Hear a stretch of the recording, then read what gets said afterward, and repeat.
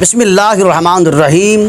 عید کے دن یہ کام سنت ہیں۔ اگر عید الفطر کا دن ہو تو حجامت بنوانا اور ناخن تراشنا یہ سنت کام ہے، اور اگر عید الاضحیٰ کا دن ہو تو پھر ناخن نہ کاٹیں اور حجامت بھی نہ بنوائیں، بلکہ عید کے بعد یہ کام کریں۔ اور اسی طرح عید کے دن غسل کرنا اور مسواک کرنا یہ سنت کام ہے۔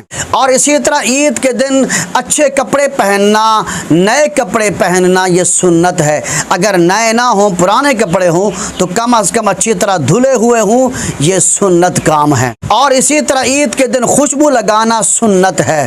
اور اسی طرح عید کے دن صبح کی نماز جماعت کے ساتھ اپنے محلے کی مسجد میں ادا کرنا بھی سنت ہے۔ اور اسی طرح عید نماز پڑھنے کے لیے جلدی جانا، چاہے آپ مسجد جائیں یا عیدگاہ جائیں، جلدی جائیں کہ یہ سنت طریقہ ہے۔ اکثر دیکھا جاتا ہے کہ لوگ دیر سے جاتے ہیں، یاد رکھ لیں یہ طریقہ سنت کے خلاف ہے۔ اور اسی طرح عید نماز پڑھنے کے لیے پیدل چل کے جانا یہ سنت طریقہ ہے۔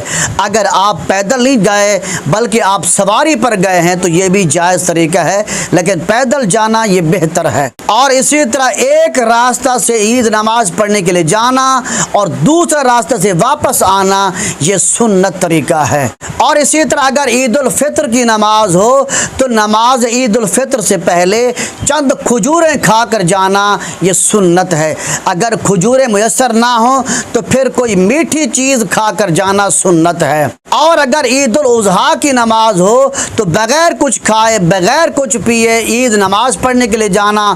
عید الاضحیٰ کی نماز ادا کرنے کے بعد واپس اپنے گھر آ کر اپنے قربانی کے جانور کو ذبح کرنا، اپنے قربانی کے جانور کے گوشت کو کھانا سنت ہے۔ اور اگر عید الاضحیٰ سے پہلے اگر کسی نے کچھ کھا لیا، کچھ پی لیا، جیسے کوئی بیمار آدمی ہے، مریض آدمی ہے، تو پھر بھی کوئی حرج نہیں ہے، جائز ہے۔ اور اسی طرح عید کے دن خوشی ظاہر کرنا سنت ہے۔ اور اسی طرح عید کے دن کثرت کے ساتھ صدقہ خیرات کرنا بھی سنت ہے۔ اور اسی طرح عید کے دن اپنے دوست احباب کو مبارکباد دینا بھی سنت ہے۔ اور اسی طرح عید کی نماز پڑھنے کے لیے آپ عیدگاہ جا رہے ہوں یا مسجد جا رہے ہوں تو اطمینان کے ساتھ جائیں، وقار کے ساتھ جائیں، آپ کی نگاہیں نیچے ہوں، ہاتھ میں تسبیح ہو۔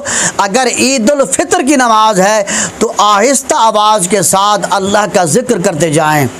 اگر عید الاضحیٰ کی نماز ہو تو پھر بلند آواز کے ساتھ ذکر اللہ کرنا بھی جائز ہے۔